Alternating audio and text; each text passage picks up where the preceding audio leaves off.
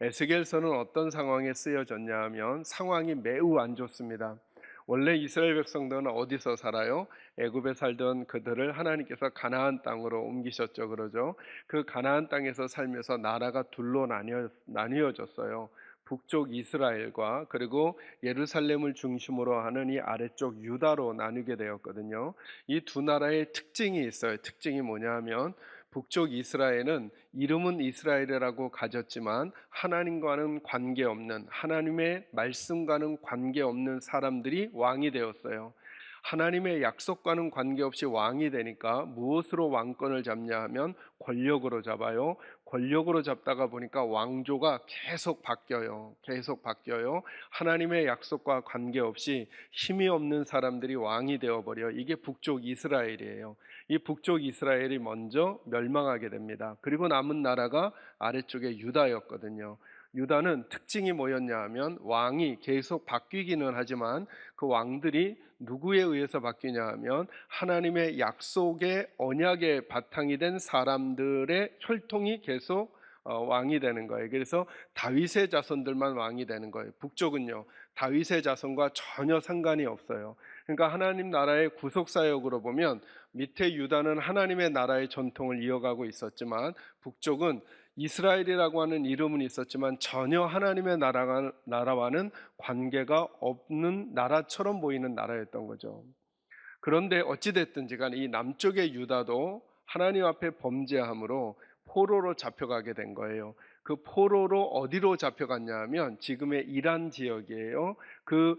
바벨론으로 포로로 잡혀가게 되었거든요. 그때 포로로 잡혀갔던 사람 중에 한 사람이 이 에스겔이에요. 그러니까 자, 이제 그 상황을 한번 떠올리는 거예요. 지금 이스라엘 백성들은 어떤 상황이냐 하면 하나님이 주셨던 땅도 빼앗기고 하나님이 주셨던 성전도 무너지고 하나님이 주셨던 그 공간에서 살지 못하고 다른 나라에 와서 포로 생활을 하고 있었던 중인 거예요. 거기서 에스겔은 제사장이었고요. 그 에스겔에게 하나님께서 어떻게 그들을 치유하고 회복하는 시작을 하시는지가 본문에 나와 있잖아요. 한번 읽어볼까요? 어디 읽냐면 2장 8절 같이 읽습니다. 시작. 너 인자야, 내가 내게 이르는 말을 듣고 그 패역한 족속같이 패역하지 말고 내 입을 벌리고 내가 내게 주는 것을 먹으라 하시기로. 아멘. 자, 에스겔에게 뭘 주세요? 말씀을 주시죠. 여러분 이 포인트를 꼭 잡으셔야 돼요. 위기에 찬 하나님의 백성들에게 그 위기에서, 혼란함에서, 무질서에서, 그러니까 하나님께서 말씀으로 천지를 창조하셨다 그랬잖아요. 그죠? 말씀으로 천지를 창조하실 때 그 태초의 모습이 두 가지로 설명이 돼요. 하나는 아무것도 없었어요. 아무것도. 근데 말씀이 들어가니까 아무것도 없는 것 중에 있는 게 만들어져요. 그러니까 저희들의 인생 중에도 그럴 수 있다니까요. 아무것도 할 수 있는 게 없는 것 같은 때가 우리에게 있어요. 그때 하나님이 우리를 살리시는 방법이 뭐냐면 우리 가운데 뭐가 들어오면 된다고요. 말씀이 내 영혼 가운데, 말씀이 내 인생 가운데 들어오면 아무것도 없는 중에 있는 것을 만들어내시는 하나님의 말씀의 능력이 아무것도 할 수 없을 것처럼 느껴졌던 내 인생에 의미를 부여하고 할 수 있는 일이 일어난다는 거예요. 이게 창조사역의 한 가지 모습이에요. 또 하나가 뭐냐면 태초는 무질서했대요. 여러분 무질서했다는 게 무슨 말일까요? 혼란했다는 말이에요. 막 혼란해가지고 그 흑암 중에 혼란함이 있어가지고 아무것도 질서가 정리되지 않았다는 거예요. 그런데 그때 말씀으로 하나님이 천지에 질서를 부여해 주시는 거예요. 저와 여러분의 삶도 그럴 때가 있죠. 도대체 뭘 어떻게 해야 될지, 어디로 가야 될지, 어떤 식으로 해야 될지 막 복잡하기만 하고 혼란한 때가 우리에게 있을 수 있어요. 그때 우리를 그 위험한 지경에서 어떻게 건져내시는가? 다른 데 신경 쓰고 시선을 머물지 말고 하나님의 말씀이 우리 속에 들어와야만 그 태초에 하나님이 하셨던 창조의 사역이, 말씀의 사역이 우리에게도 일어난다는 거예요. 지금 이스라엘 백성들은 아무것도 할 수 없을 것 같아요. 왜요? 나라는 망했고 자기들은 포로로 잡혀와 있어요. 그때 하나님이 에스겔을 통해 말씀을 주는 거예요.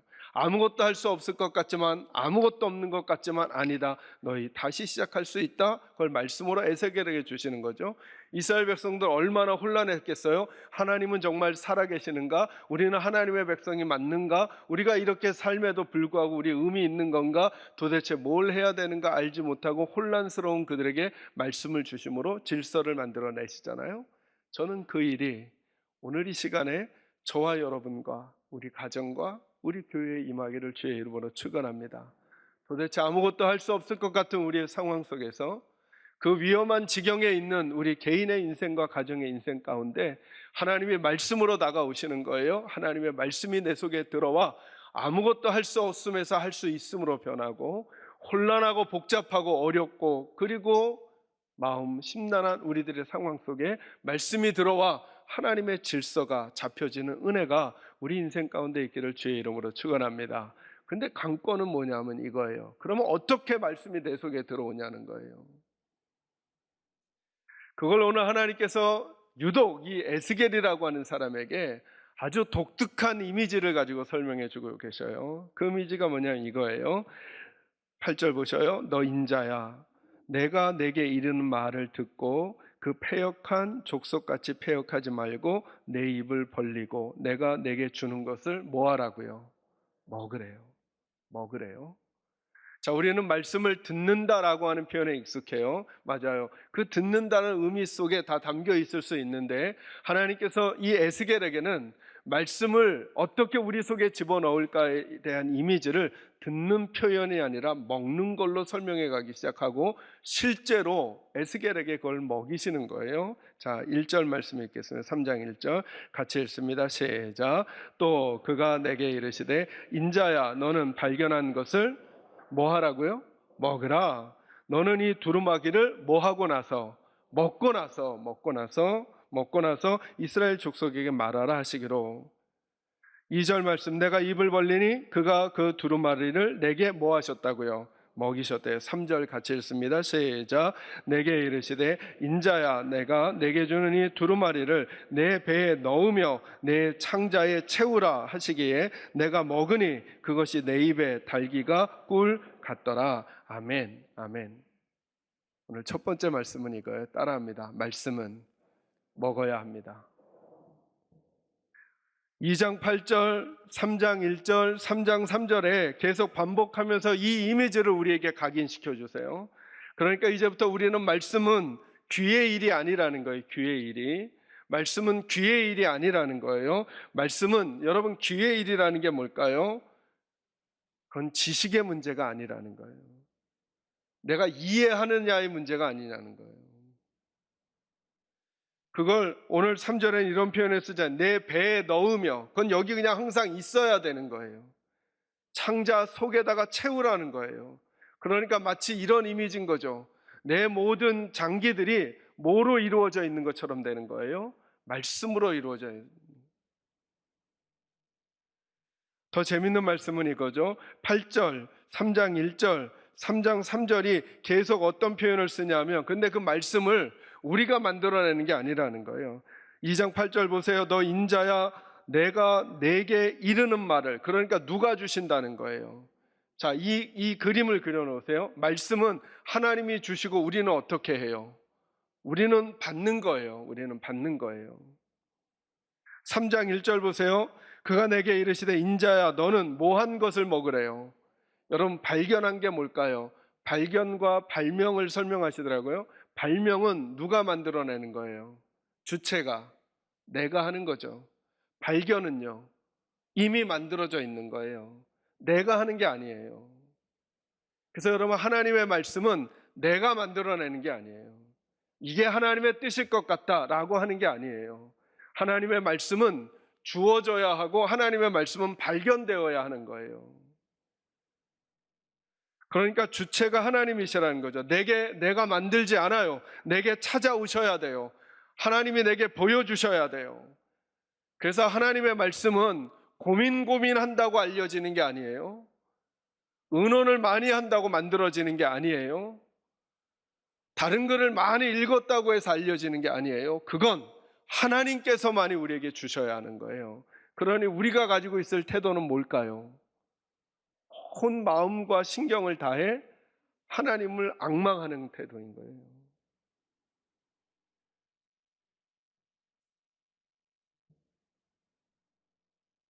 우리 가끔 이런 얘기 할 수 있잖아요.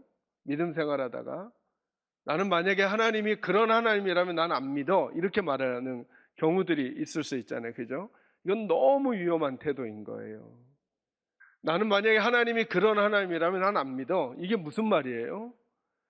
내가 믿는 하나님조차 누가 받아들일 만 해야 받아들이겠다는 거예요.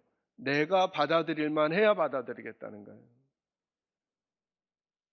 그러니까 하나님을 취사 선택하는 거죠.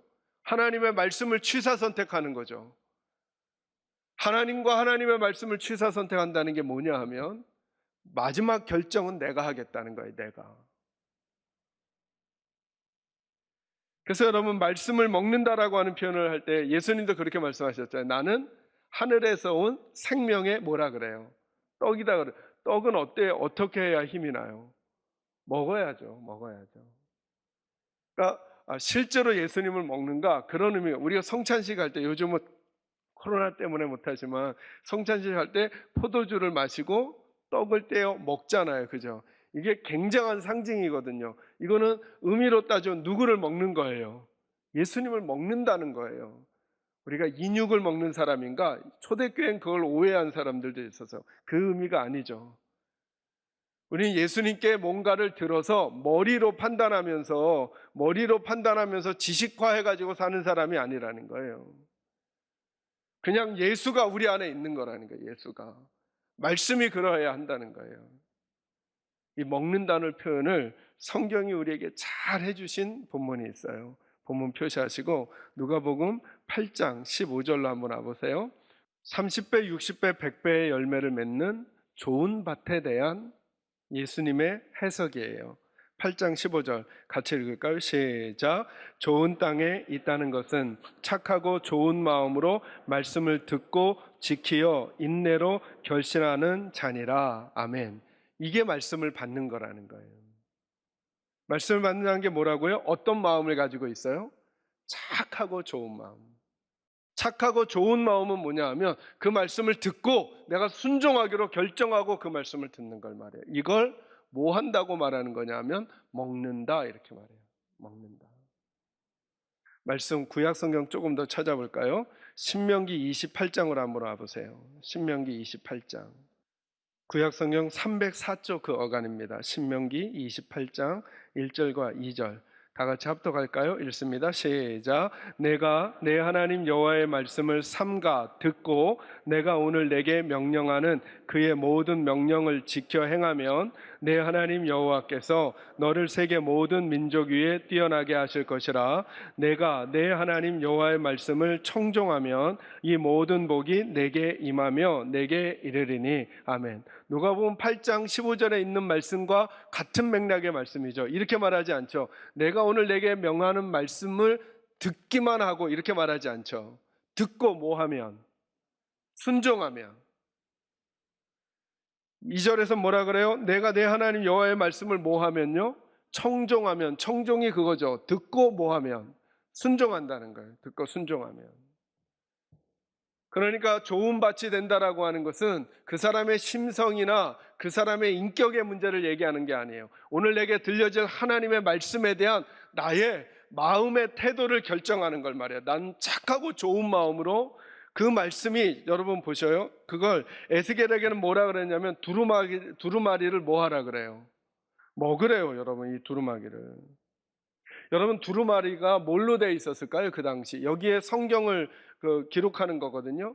많은 학자들이 뭐로 되어 있을 거라고 이야기하냐면 양피지로 되어 있을 거라 그래요. 양피지가 뭐죠? 양의 가죽이에요.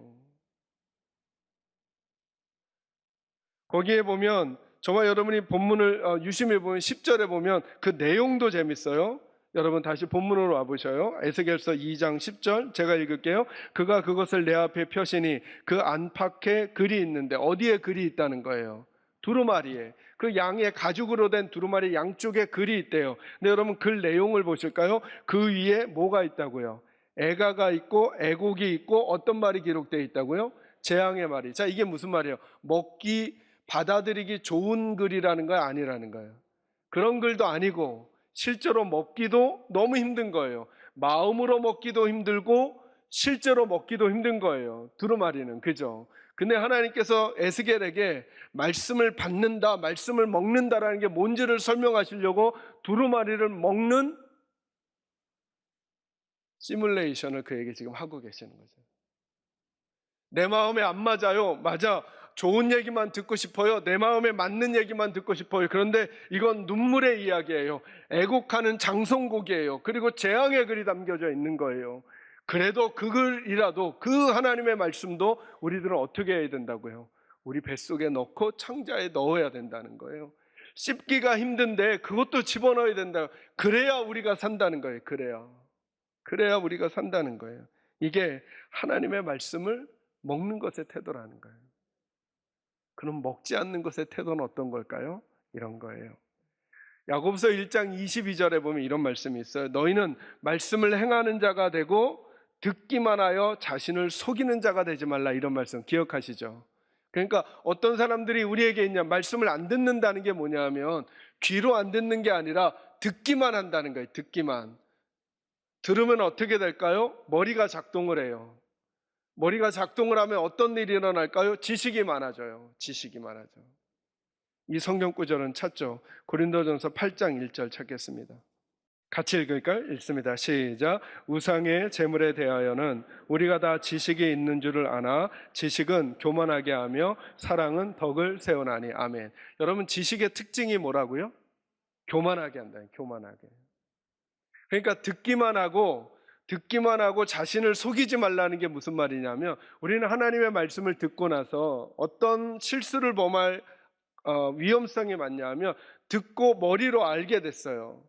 알게 되고 나면 내가 마치 하나님의 뜻을 잘 행하고 있는 것처럼 내가 나를 속인다는 거예요.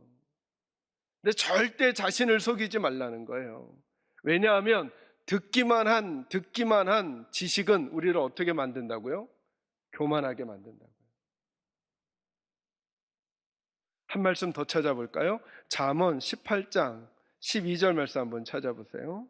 찾으셨으면 한 목소리 읽겠습니다. 시작. 사람의 마음의 교만은 멸망의 선봉이요 겸손은 존귀의 길잡이니라. 아멘. 여기 뭐라 그래요? 사람의 마음의 교만이 멸망의 뭐라고요? 그러니까 그 교만 때문에 멸망하게 된다는 거예요. 근데 너무 재밌죠? 지식이 쌓이게 되면 뭐 하게 된다고요? 교만하게 되고, 교만이 쌓이면 나를 뭐 하게 만들 거라고요? 근데 여러분, 이게 하나님의 말씀이 그렇다는 거예요. 너무 무섭죠? 우리가 만약에 하나님의 말씀을 듣기만 하고 그래서 머리에 채워진 게 많잖아요. 그는 하나님의 그 귀한 말씀을 가지고 마음이 교만해지기 시작한다는 거예요. 다른 사람들 자꾸 판단하게 되고 정죄하게 되고 비판하게 된다는 거예요. 근데 자신이 속고 있다는 거예요. 그렇게 교만하게 되면 내가 뭐 하게 된다고요? 망하게 된다고요. 뭐 때문에요? 말씀 때문에. 듣기만 하고 그 말씀을 착하고 좋은 마음으로 먹어 내가 순종하고 그 말씀 때문에 내가 낮아지지 아니하면 도리어 말씀을 듣고 교만해져서 멸망으로 가는 일들이 우리 가운데 있을 수 있다는 거예요. 그러니까 여러분, 순종을 하는가 안 하는가의 문제를 내가 자꾸 선택하는 거예요. 할 만하면 하고 할 만하지 않으면 안 하는 거예요. 그건 여러분 순종이라고 말하지 않고 그걸 불순종이라고 하는 거예요. 순종을 취사 선택하는 거, 말씀을 취사 선택하는 거, 이거를 불순종이라고 하는 거죠. 왜요? 취사 선택하는 행위 자체가 누구에게 주도권이 있어요? 하나님께, 나에게 있어요. 나에게. 내가 내 지식으로 판단해요. 이건 내가 순종할래, 이건 안 할래 하는 순간 할래와 안 할래를 결정하는 권한이 나에게 있으니까 누가 하나님이 되는 거예요? 내가 하나님이 되는 거죠. 이걸 교만이라고 한다 그랬죠. 하나님의 자리를 내가 뺏어버리는 거, 이게 교만. 우상 숭배는요, 하나님의 자리를 내가 올라가지도 않고 하나님도 못 올라가게 하고 다른 거 얹어 놓으면 그게 우상 숭배예요. 그래서 우상 숭배와 교만은 멸망의 지름길인 거예요. 그 말은 무슨 말이냐면 결국 내가 하나님과 같은 편이 안 된다는 거예요.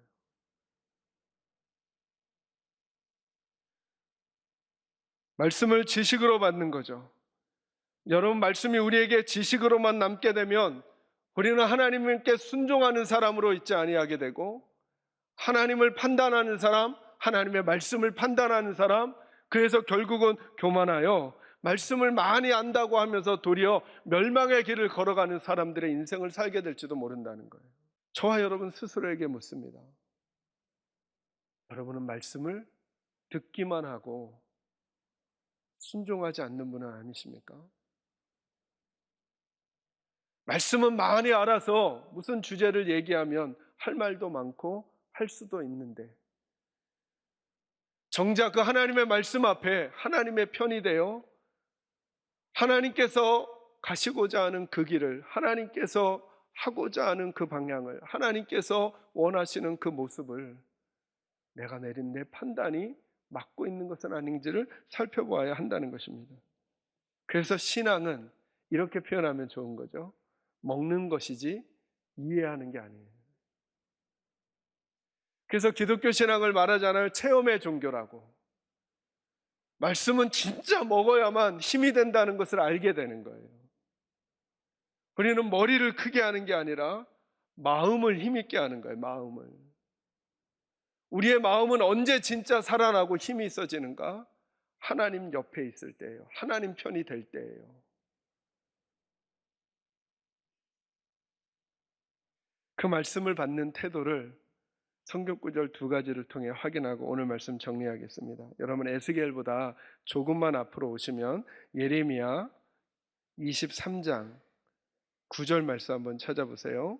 말씀을 먹는 방법이 무엇인가? 23장 9절 같이 읽습니다. 시작. 선지자들에 대한 말씀이라. 내 마음이 상하며 내 모든 뼈가 떨리며 내가 취한 사람 같으며 포도주에 잡힌 사람 같으니 이는 여호와와 그 거룩한 말씀 때문이라. 아멘. 아멘.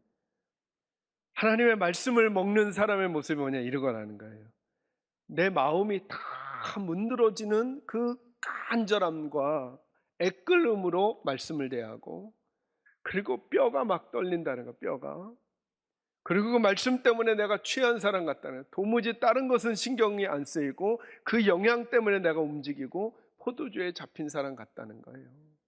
이게 말씀을 먹는 사람의 태도와 자세라는 거예요.